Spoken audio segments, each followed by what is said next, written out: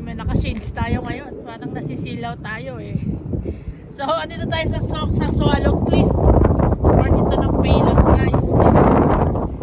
Yung makikita nyo, reserve forest siya. Hindi nyo na masyadong makikita yung ano eh. Yung mga dahon kasi lagas na siya dahil sa lamig. So, pwede nyong akyatin to guys, papunta doon. May trail dyan. Ayun, nakikita nyo.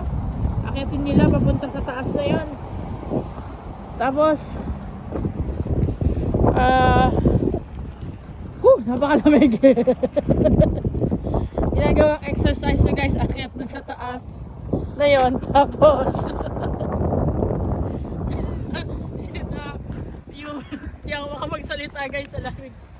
Tapos akyatin nyo papunta dun guys, sa bababa magpapapawis mga tao dito. Tayo guys naghahanap ng sipon tsaka ubo. Napakalamig guys.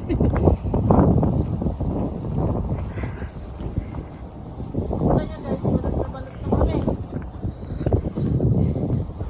Yun, slow guys to. Yan, nakita nyo guys. Napakalamig. Nagwantes pa tayo guys.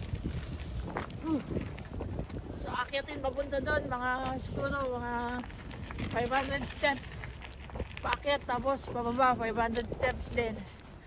Tapos pag kaya rin yung akyatin guys, syempre may reyuman na kayo. Baka. Naawi mo ba yun?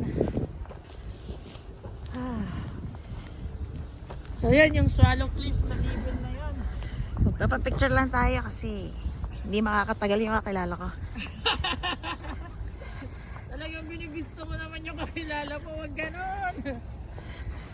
Papapicture na lang kami guys for the sake of taking a video. So sledding hill close guys. So, actually mag-i-sled ka doon, papunta dyan. Ganyan, sasarado daw yung sled ngayon.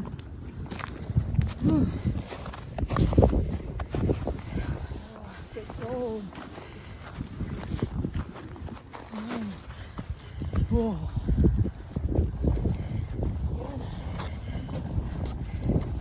Layo pa.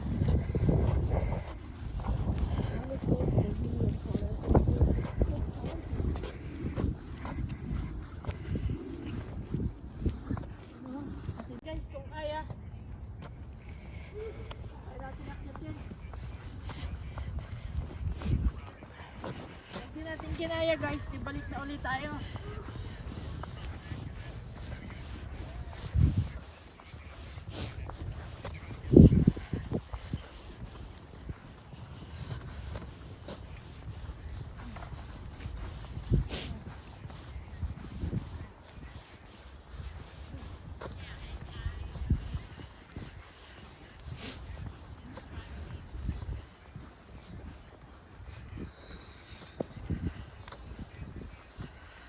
Tinatawag nilang Swallow Cliff Stairs.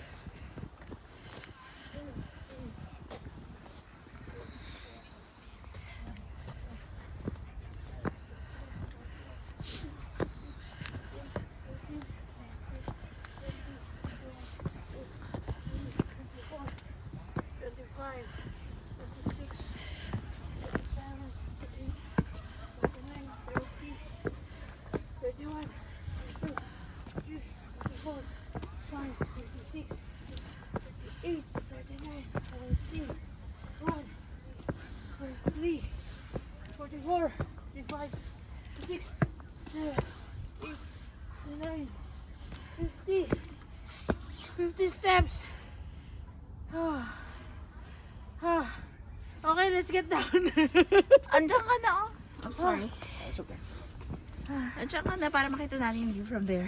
Okay, 1, 2, 3, 4, 6, 7, 8, 9, 10, 12, 13, 14,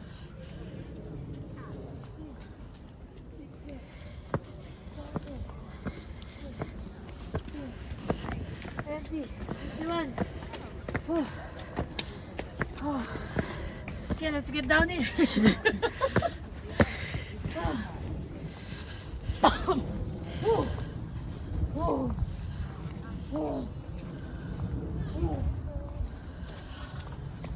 So guys, nasa almost 3/4 yung nilakad natin na the whole length nito. Ito yung view. Ito yung view habang hinihingal ka. So, yun.